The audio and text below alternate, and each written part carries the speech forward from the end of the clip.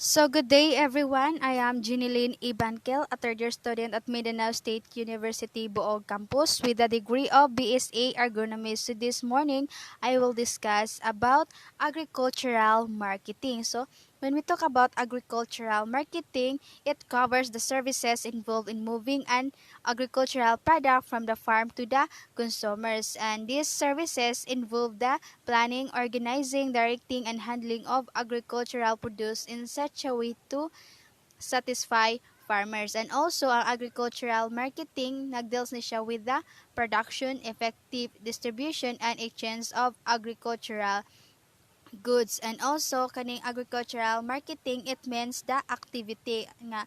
This activity deals with buying and selling of agricultural goods like food grains, cash crops, and vegetables, and etc. So mo to ang agricultural marketing. So next is the market. So when we talk about market, it is the place where buyers and sellers exchange their goods and services.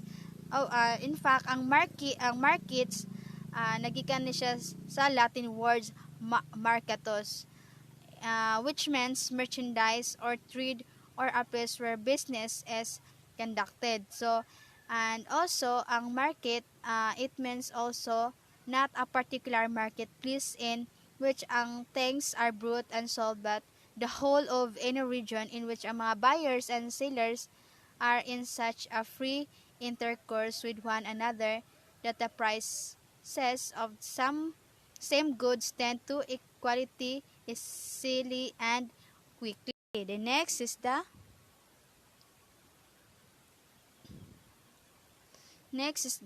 market structure. So when you talk about market structures, it is something that has organization and dimension, shape, size, and designs, and which is evolved for the purpose of performing a functions. And also, kaning market structures, nag-refers na siya to those organizational characteristics of a market which influence the nature of competition and pricing, and also the effect that conduct of business firms.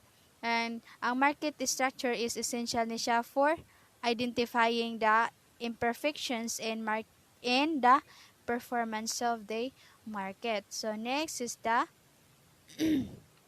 market conduct. So when we talk about market conduct, it uh, it refers to the patterns of behavior of firms, especially in relation to pricing and their practices, and adapting and adjusting to the market in which the functions. Masya ang market product. Then ang market performance, when we talk about market performance, nag-refers na siya to the economic results that flow from the industry as each firm pursues its particular line of products. So, mato ang market performance. Next is the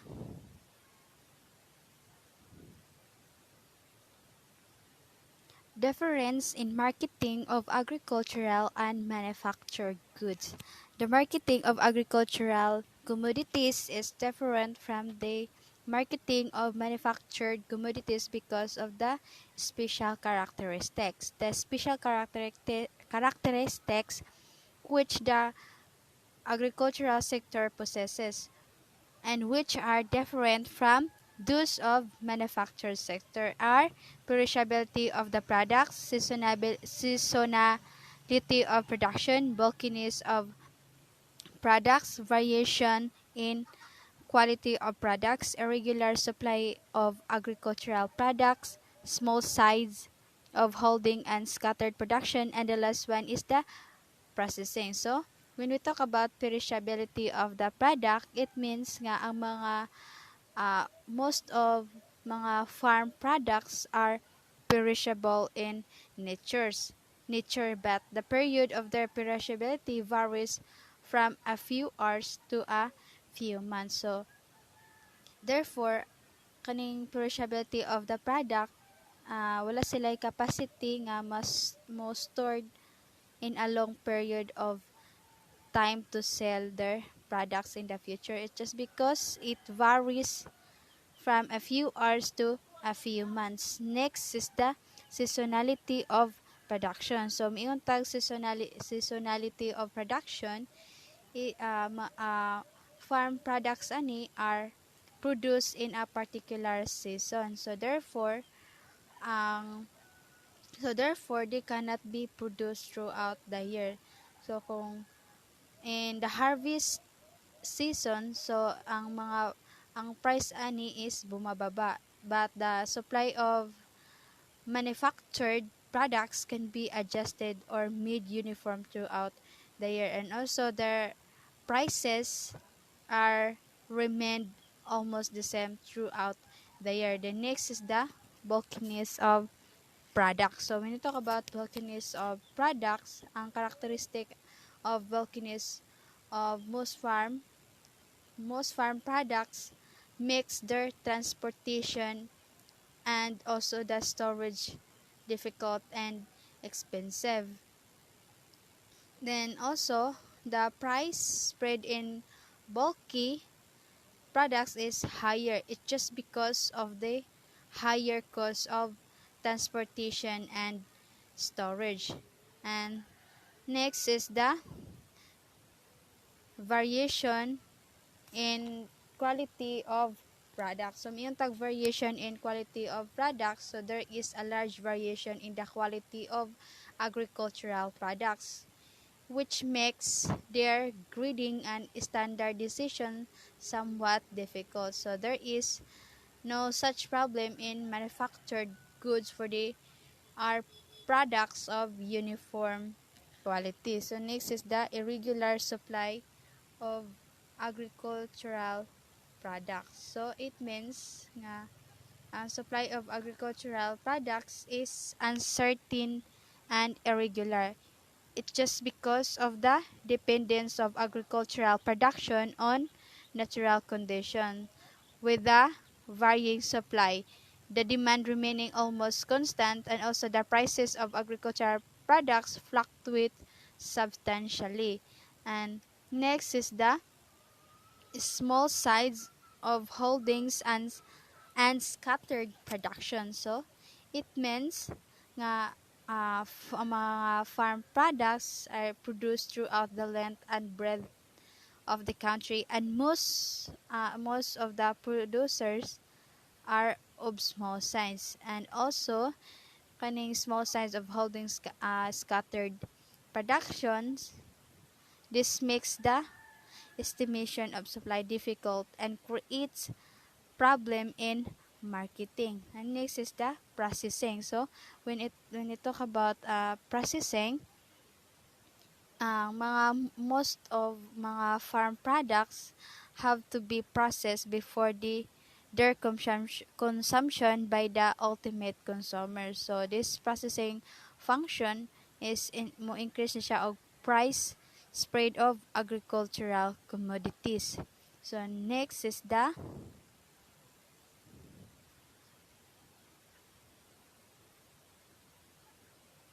creation of utility. Marketing adds cost to the product, but at the same time, it adds utilities to the product. The following four types of utilities of the product are created by marketing. These are farm utility, place utility, time utility, and the last one is position utility. So when we talk about farm utility, it is the processing function adds form utility to the product by changing the raw material into a finished form. So, with this change, ang mga products ani is becomes more useful than it is in form in which it is produced by the farmer.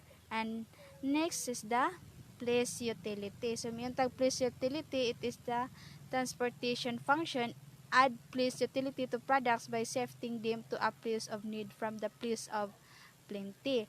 Then, mga products command ani is higher prices at the place of need than at a place of production. It's just because of the increased utility of the products. Next is the time utility. So, may tag time utility is the storage function adds time utility to the products by making them available at the time when they are needed. Then last is the position utility. So, may tag position utility, it is the marketing function of buying and selling nga nagtabang in the transfer of ownership from one person to another. So, mga products ani are transferred through marketing to persons having a higher utility from person having a low utility. So next is the classifications of markets.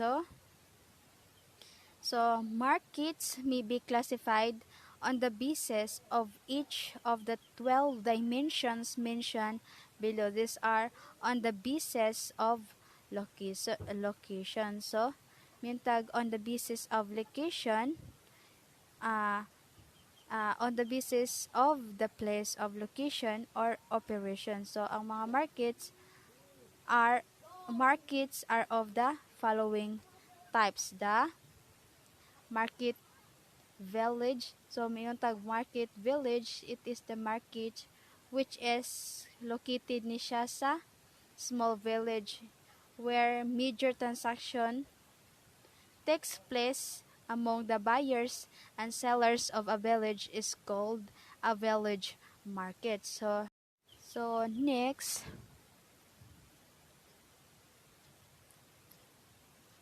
letter B is the primary wholesale market. So, may tag primary wholesale market. These markets are located in the big towns near the centers of production of agricultural commodities. So, in these markets, a major part of the produce is brought for sale by the producer, farmers themselves. Next, letter C is secondary wholesale market. So, may tag secondary wholesale market. These markets are located generally in district headquarters or important trade centers or near railway junctions. So, ang major transaction in commodities takes place between the village traders and wholesalers. And next is the terminal market. So, mayroon tag terminal markets. It is one where the produce is either finally disposed of the consumers or processors or assembled for export. So, ang merchants are well organized and use modern methods of marketing.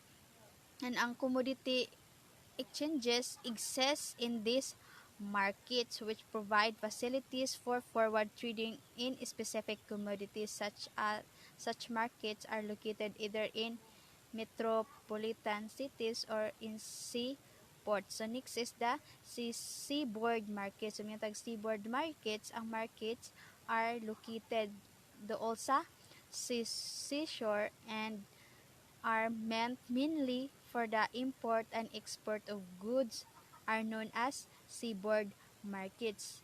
Number 2 is on the basis of area coverage. So, on the basis of the area from which buyers and sellers usually come for transactions, markets may be classified into the following four classes. These are local or village markets, regional markets, national markets, and the last one is the world market. So, mayroon tag local or village market, a market in which ang buying ug ang selling activities are confined among the buyers and sellers drawn from the same village or nearby village.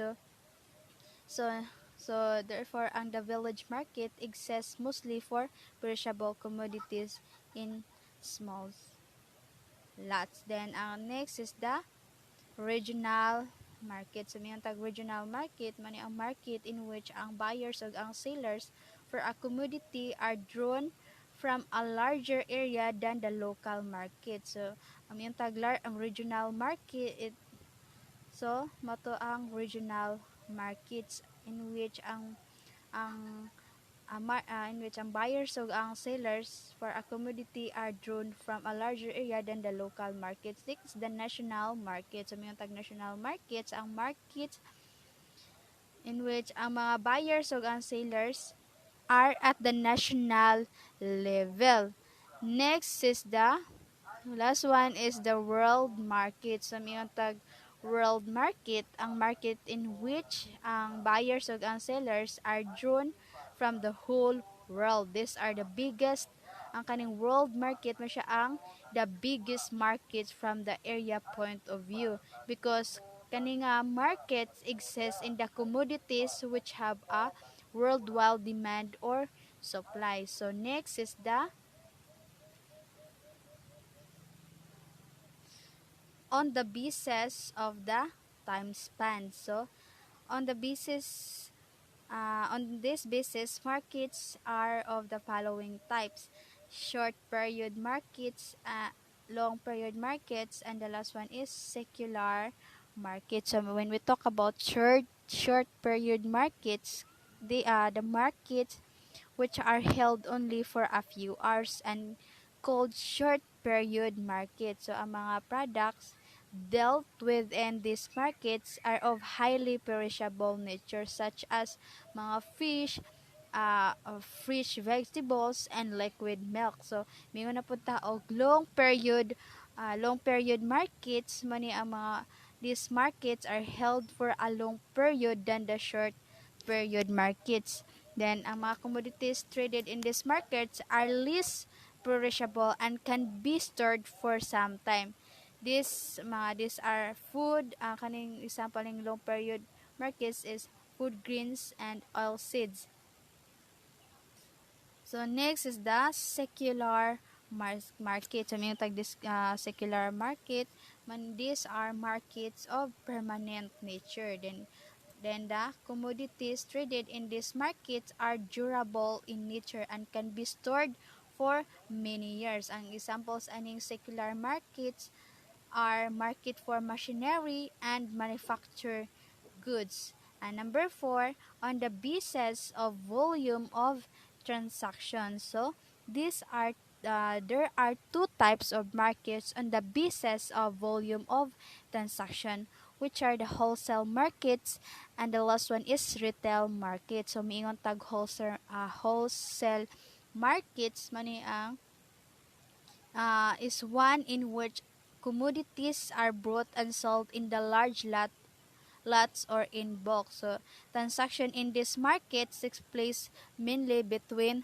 traders. Then, ang retail market, so may tag retail markets, it is one in which ang mga commodities are brought by and sold to the consumers as per their requirements. So, ang transaction in this market takes between retailers and consumers. So kani nga retail market, these markets are very near to the consumers. And number 5, on the basis of nature of transaction.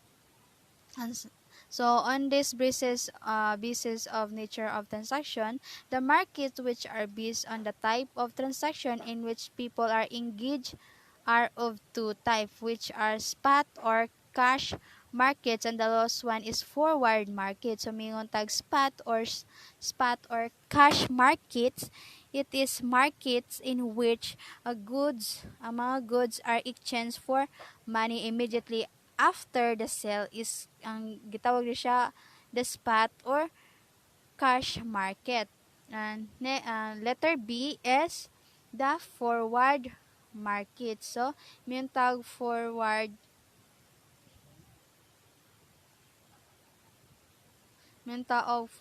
markets. So, it means market in which the purchase and sale of a commodity takes place at time. So, but the exchange of the commodity takes place on some specified date in future. Number 6, on the base of number of commodity in which transaction takes place. A market may be general or specialized on the basis of the number of commodities in which transactions are completed. So these are general market and the last market, and the last one is specialized markets. So yung general markets, talk about general markets, a market in which all types of commodities such as food, grains, oilseed, fiber crop, and etc. are brought and sold. Ang gitawag na siya, and also known as general market. So, ang specialized markets, ang markets in which ang mga transaction takes place only in one or two commodities, and it is known as specialized markets. And this ang example ani specialized markets are food grain markets, mga vegetables markets, wool market, and cotton market. And number 7, on the basis of degree of competition. So when we talk about on the basis of degree of competition, on this basis of competition, markets can be classified into the following categories: perfect categories. So then perfect markets, ang we talk about perfect markets.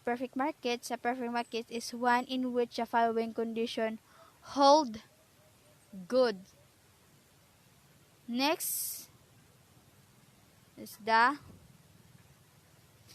umiyang tag og imperfect markets, the market in which the condition of perfect competition are lacking and characterized as imperfect market. The following situation is based on the degree of imperfection. Maybe identified monopoly market, duopoly market, oligopoly market, and the last one is monopolistic competition. So, mayroon taog monopoly. When talk about monopoly market, money nga market situation in which naaray one seller of a commodity. Then, and in this market, ang price of commodity is generally higher than in the other markets.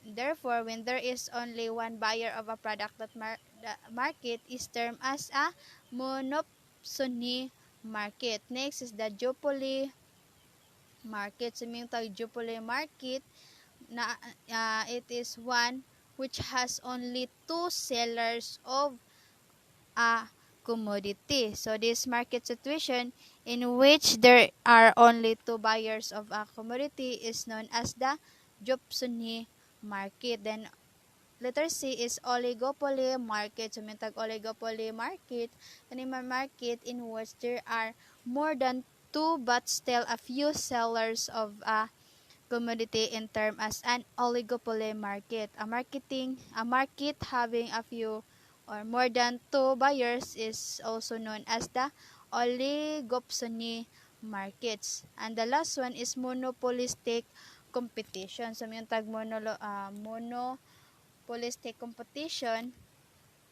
So, yung tag mo, it means nga when a large number of sellers deal in heterogeneous and differentiated form of commodity, this situation is gitawag siya og monopolistic competition. So, number 8 is the on basis of nature of commodity. So, on the basis of the type of goods dealt in markets may be classified into the following categories. These are commodity markets, and the last one is capital markets. So, mayroon tag commodity markets, it means nga ang market which deals in a goods and raw materials such as wheat, barley, cotton, fertilizers, seed, and etc. are termed as commodity market. So, next is the whereas ang capital markets means that the market in which bonds, shares, and securities are bought and sold are called capital markets. For example, sa capital markets, money markets, and share markets. So next is the So number 9 is the on the basis of stage of marketing. So on the basis of the stage of marketing, markets may be classified into two categories: producing markets and consuming markets. So when we talk about producing markets, those markets which mainly assemble the commodity for further distribution to other markets are termed as producing markets. So, such markets is located in producing areas. Then, ang consumer markets, mani ang markets which collect the produce for final disposal to the consuming population. O gitawag ni siya og consumer markets. Such markets are generally located na siya in areas where ang mga production is inadequate or in thickly populated urban centers. So, number 10, on the basis of extent public intervention. So, on the extent of public intervention, markets may be placed in any one of the following two classes. These are regulated markets and unregulated markets. So, may taog regulated markets, in these markets is done in accordance with the rules and regulation from by the statutory market organization representing different section involved in market. So, whereas ang unregulated markets, these are the markets in which ang mga business and conducted without any set rules and regulation. So, kani nga these markets, in fact, nagsuffer siya from many ills ranging from unstandardized charges for marketing function to imperfection in determination of prices. Then number 11, on the basis of type of population served. So on the basis of population served by a market, it can be classified as either urban or rural market. So may tag urban market, ang market in which serve mainly the population residing in urban area o gitawag ni siya og an urban market. So next is the rural. Yung tag rural market moto ang refers to the demand originating from the rural population. So next is the on the basis of accrual of marketing margin. So ang markets ani can be classified on the basis as to whom the marketing margin accrue. Then next is the packaging. So, when we talk about packaging, it is the first, man siya ang first function nga po mo perform in the marketing of agricultural commodities. So, kani nga packaging, it is required for nearly all farm products at various stage of marketing process because ang kanang packaging, in addition, ang packaging means wrapping and crafting of goods before they are transported. So, ang advantages manggod sa packaging, mo protect ni siya sa goods against sa mga breakage, spoilage, leakage, or pulverage during their movement from the production to the consumption point. And also, ang packaging na usa pa siya sa pinaka-importante because it helps in reducing marketing costs by reducing handling and retailing cost. And also ang packaging, it ensures cleanliness of the product. Next is the transportation. So when we talk about transportation, it is one of the most important marketing function at every stage, right from the threshing floor to the point of consumption. So next is the factors affecting the cost of transportation. Other things remaining the same, the transportation cost of the commodity depends on the following factors: the distance, the quality of the product, mode of transaction, condition of road, nature of products, ability of return journey, consignment, risk associated, problems and transportation of agricultural commodities.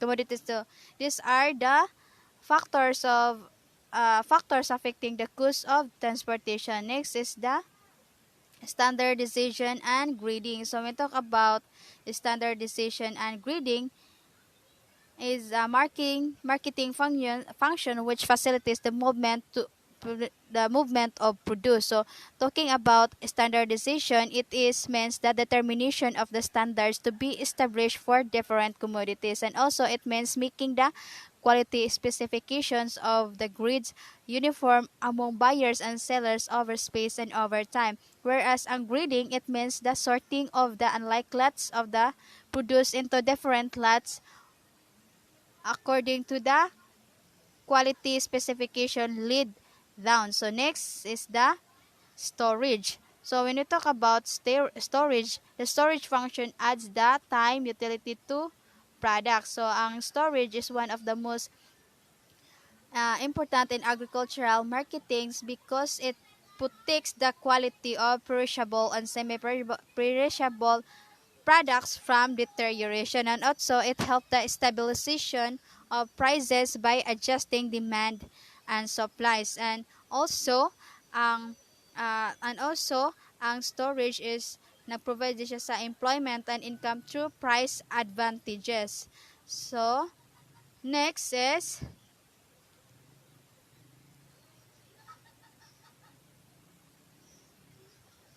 next is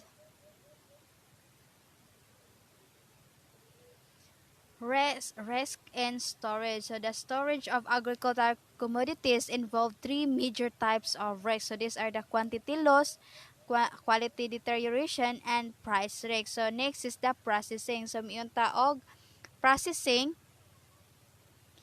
So when you talk about processing, it is very crucial in marketing function in the present day marketing of agricultural commodities. So at the present, ang mga consumers are dependent upon processing for most of their requirements. So next is buying and selling. So miyon tag buying and selling is usa ni siya sa pinaka-important activity in marketing process at every stage. Buyers and sellers come together. Goods are transformed from seller to buyer. So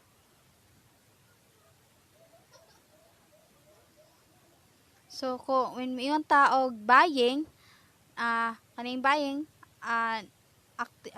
activity, it involved the purchase of the right goods at the right place at the right time in the right quantities and the right place. And also it involved ang buying nag-involve and it involves the problems of what to buy, when to buy, from where to buy, how to buy, and how to sell, the prices and the terms of purchase.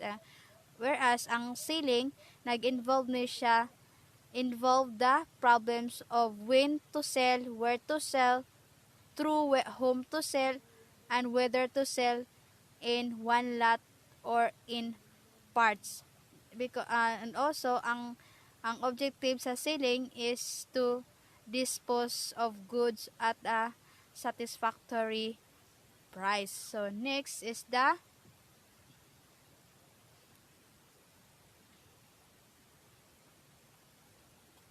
market information. So when you talk about market information, it is an important marketing function in which ang marketing information is nag-ensure ni siya the smooth and efficient operation of the market system. And also, ang market information nag-create ni siya a competitive market process and checks the growth of monopoly of profiteering by individuals. And also, ang market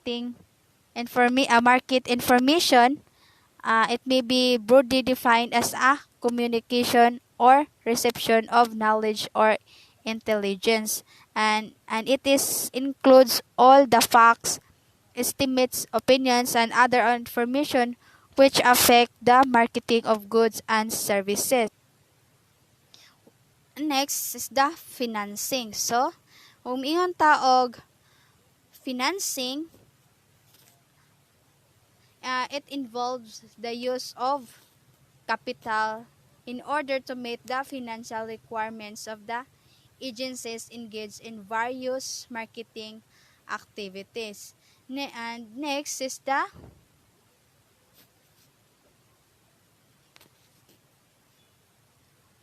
market functionaries. In the market of agricultural commodities, the following market functionaries or marketing agencies are involved: producers, middlemen, merchant middlemen, wholesalers, retailers, then itinerant traders, village merchants, then under sa village merchants, ang agent middlemen, then commission agents or arhatias, then under sa agent middlemen kay commission agents or arhatias, katsa arhatias, pacha arhatia, then brokers. So, miyon taog producers, most farmers or producers are perform one or more marketing function. So, producer, this sell the surplus either in the village or in the markets. So, some farmers, is especially the large ones, assemble the produce of small farmers, transport it to the nearby market, sell it there, and make a profit. So this activity helps these farmers to supplement their incomes. So miyon ta gani og mga producers, mo ni sila ang nag-perform one or marketing function, and ang mga producer, mo ni sila ang nag-sell the supplies either in the village. Next is the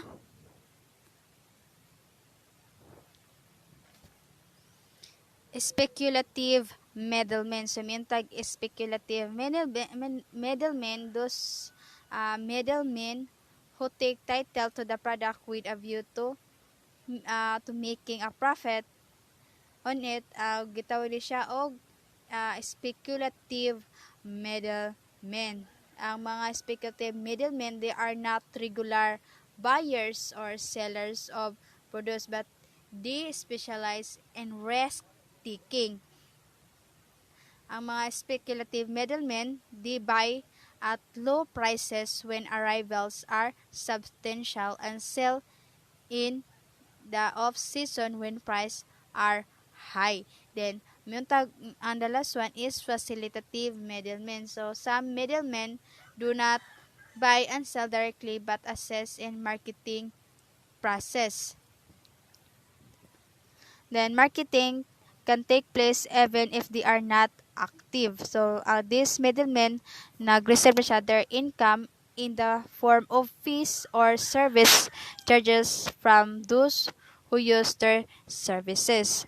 So, next is, what is a state trading enterprises?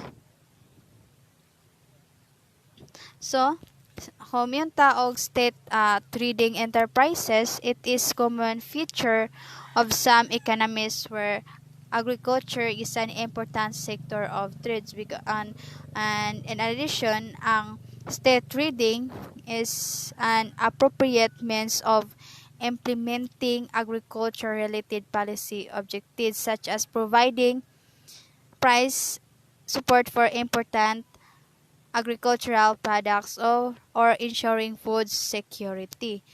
Then the important function then next is the warehousing. So may tag warehousing or warehouses are the scientific storage structures especially constructed for the protection of quantity and quality of stored products. So, ang warehousing, nag-define po niya siya as the consumption of responsibility for the storage of goods.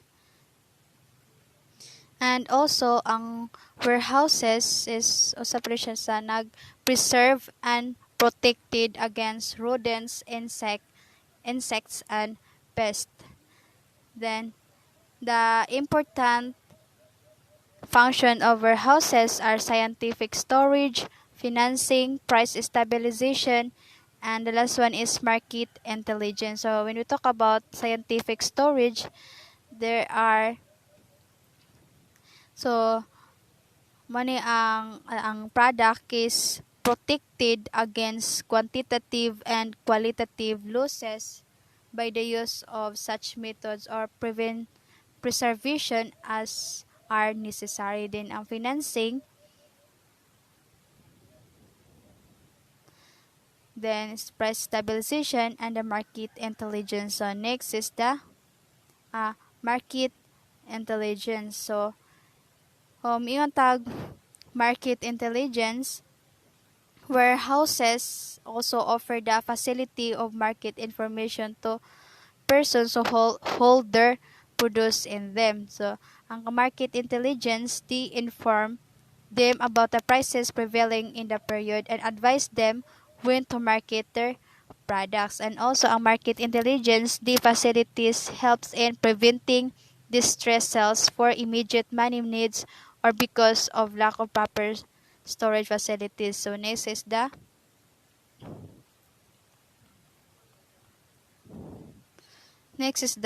market marketing channels. So, may tag marketing channels are routes through which agricultural products move from producer to consumers. The length of the channels vary from commodity to commodity, and depending on the quantity to be moved from of consumer demand and degree of regional specialization in production. So, may mga taog marketing channels, it may be defined in different ways according to more at all the chains of intermediaries through whom the various food grains pass from producer to consumers constitute their marketing channels. So next is